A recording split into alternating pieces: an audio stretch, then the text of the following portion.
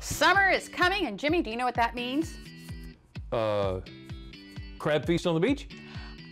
Yeah, but do you know what else? Not that I have to cut the grass. Well, yeah, that too. I tell you what, how about if I just help me out here. Get to the point? Summertime means weekend traffic jams. Oh. Okay, so here's the deal. Sitting in those delays on hot, stifling days makes you long for simpler times. The good old days back before pavement and cars. You remember that, don't you? Before pavement and cars?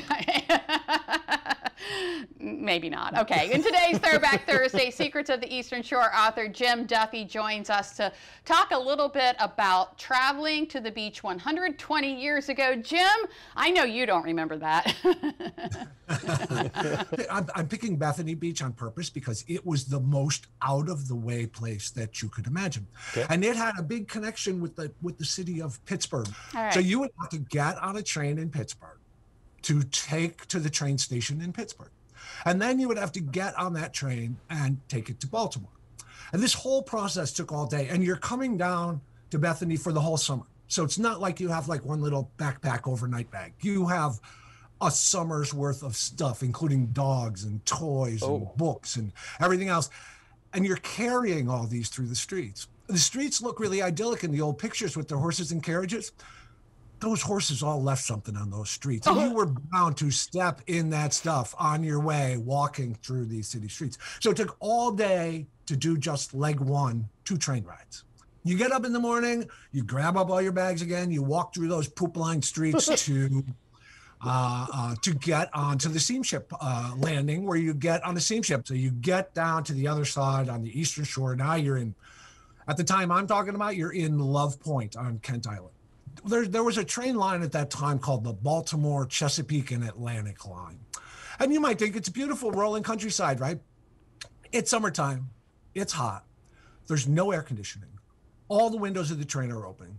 It's a steam-powered train, which means there's a giant, humongous fire in the engine. And there is smoke and soot rolling back through all of those open windows for the entire 4 hours you're on this train. So by the time you get to Rehoboth Beach, you have to literally like beat the soot. Passengers used to call it, I think it was black cinders and ashes. It was the BCA line. Black cinders and ashes is what they used to call it. And so finally, you're in Rehoboth. Okay, wait. Okay, so let me make sure that I'm up to speed with you here.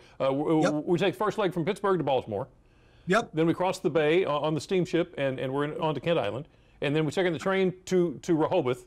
To Rehoboth. We're not to Bethany Beach yet. What now? There was no bridge over the Indian River then. And that really complicated things. So you had to get off the train in Rehoboth. You had to get on a horse-drawn bus and ride through Rehoboth up to a canal. Then you got on a little boat that took you kind of through Indian River Bay and out to a place called Pennywell's Landing. So you feel like you're 2 little miles away. 2 miles. Then you have to get all your bags and you have to put them on another horse-drawn carriage that takes 2 hours to go those 2 miles. And during those 2 hours and those 2 miles, there is nothing but flies and mosquitoes saying welcome to Bethany Beach. Now, I just hope folks keep that in mind the next time they're stuck for an hour out on Coastal Highway or over at the Chesapeake Bay Bridge to think about what people used to endure because they loved the beach so much. Oh, man. I imagine some people just skipped the beach and went to Lake Erie from Pittsburgh. I don't know. Yeah, Jim Duffy, Secrets of the I might have gone for that. Yeah, Secrets of the Eastern Shore. Thank you for another fascinating look back on this Throwback Thursday.